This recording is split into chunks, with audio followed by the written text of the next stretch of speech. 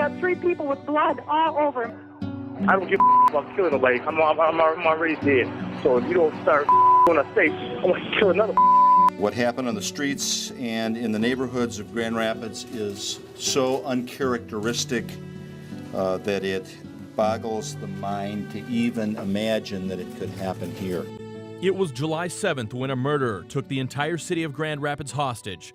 Roderick Dantzler, high on cocaine, killed 7 people and went on a shooting rampage and high-speed chase throughout the city.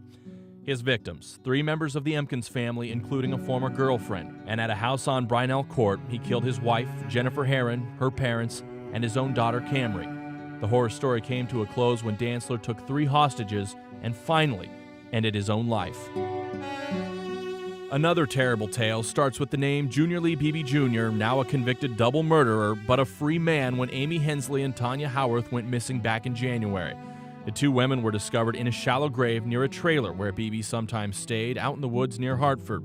Case was a love triangle gone tragically wrong. Beebe's girlfriend Howarth and his cousin's wife Hensley both ended up shot to death, and Beebe will now spend the rest of his life in prison. Another soul taken too early, Fenville basketball star Wes Leonard, who collapsed on the court after hitting the game-winning shot in the last regular season game for his undefeated Blackhawks. An autopsy showed the 16-year-old died of cardiac arrest from an enlarged heart.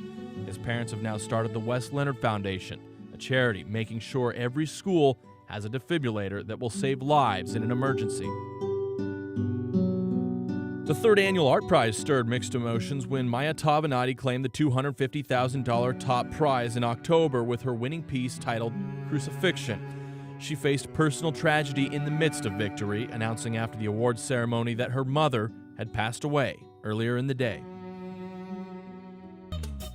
2011 wasn't all about tragedy. Gilda's Club Grand Rapids invited West Michigan to chuckle along with the inaugural Laugh Fest, a seriously funny comedy festival in March featuring dozens of comics and headlined by celebrities Bill Cosby and Betty White.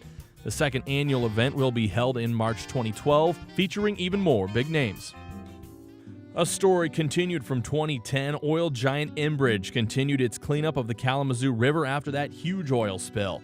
In November, the Environmental Protection Agency announced the disaster is worse than previously thought. Instead of the estimated 800,000 gallons of leaked oil, the EPA said 1.1 million gallons had been recovered, with work still left to do. Cleanup has already cost Enbridge some $37 million. Another ongoing story is the disappearance and mystery of baby Kate, who vanished from her mother's home in Ludington back on June 29th, last seen with the baby's biological father, Sean Michael Phillips, who was arrested on kidnapping charges. Yet, through months of searching, there's still no sign of baby Kate. Sean Phillips is being held on a $500,000 bond and faces a jury trial in January. October saw bank robberies, one a spectacle, the suspects fleeing the scene in a rental truck while dumping thousands of dollars in cash out the window with police in hot pursuit. The other bank robbery more infamous, more tragic. I'll miss you, Trevor.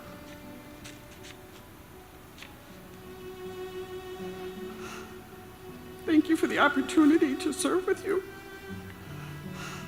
and to your family for sharing with us. Walker police officer Trevor Slott was run down by 2 suspected bank robbers, Christopher Shane and Daryl LaFave, fleeing police and shooting at them while driving more than 100 miles per hour after robbing the Choice One Bank in Ravenna.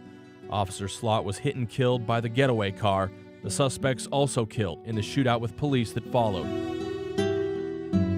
Officer Slott's death was preceded by the murder of Kalamazoo Public Safety Officer Eric Zapata, April 18th. The first officer killed in Kalamazoo history, gunned down while responding to a report of shots fired. 10-year police veteran Zapata was bravely chasing through a neighborhood looking for Leonard Statler when Statler's bullets found Officer Zapata, killing him with 1 shot to the head, 1 to the chest. We as a community did not send one of our officers home safe at the end of his shift. For that, I am truly sorry. West Michigan mourned greatly this year, but 2 lives lost in 2011 affected not only our great state, but millions across our great nation. In July, former First Lady Betty Ford, wife of President Gerald R. Ford, died at the age of 93. She was a pioneer in alcohol addiction treatment, and she stunned the country by talking openly about her fight against breast cancer, both topics previously taboo. She was laid to rest beside her husband, Jerry, at the Gerald R. Ford Presidential Museum in downtown Grand Rapids. And our most recent loss, philanthropist and supermarket mogul Frederik Meijer passed away at the age of 91 on November 25th. Many institutions bear his name, and he loved his community with unabashed enthusiasm. He became one of the richest men in America, but never forgot where he came from or what he stood for. A man of the people, a man from West Michigan. The world's a little better because he came along. If that happens, then I'll have done my job.